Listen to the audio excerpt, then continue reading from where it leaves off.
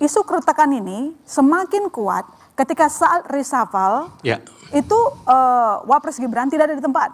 Ya, saya kira kan ini hak prerogatif presiden ya. Kita akan melihat retaknya itu nanti ketika jelang 2029.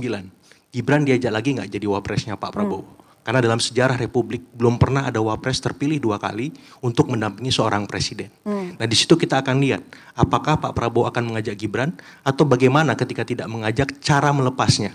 Nah itu akan terlihat 2028 atau bahkan 2027 akhir semacam itu. Kalau sekarang saya kira ini hanya penyeimbangan poros-poros saja. Teguh Umar disesuaikan, Menko Polkam bukan dari Teguh Umar, kemudian Kepala LKPP bukan dari Teguh Umar. Ya, kemudian ada beberapa pos yang tetap di Teguh Umar. Misalkan Ibu Mega masih penasihat BRIN dan BPIP. Atau ada beberapa dua duta besar itu masih terafiliasi dengan Teguh Umar misalkan. Artinya apa? Penyesuaian saja. Bisa jadi ini bertambah. Misalkan ada poros yang nggak bisa kerja misalkan. Dalam tanda petik, hambalang misalkan. Kayak Mas Noel. Itu kan langsung dipecat sama presiden. Walaupun dia kader Gerindra, walaupun dia relawan presiden seperti itu. Termasuk juga Cikeas yang hari ini aman ya.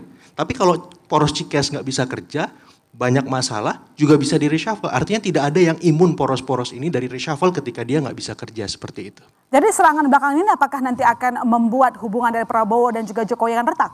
Ya saya kira ujungnya ke sana. Tapi ini hanya antara saja ya. Karena kan akan susah bagi presiden. Kalau sekarang udah ada tanda-tanda retak belum?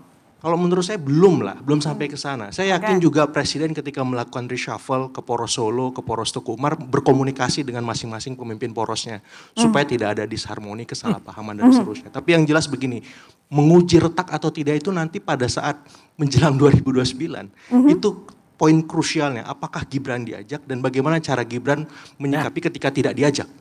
Dan ini proses ini. Ya, ijazah, pemakzulan ini kan bagian dari proses delegitimasi keluarga Solo.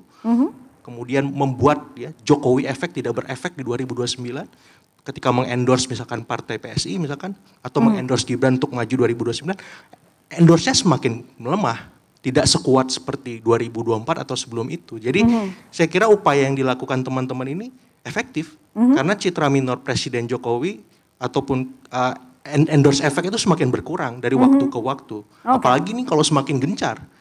Maaf, Mas Gibran jadi nggak menarik 2029 untuk diajak. Dengan banyaknya masalah dan serangan-serangan seperti itu.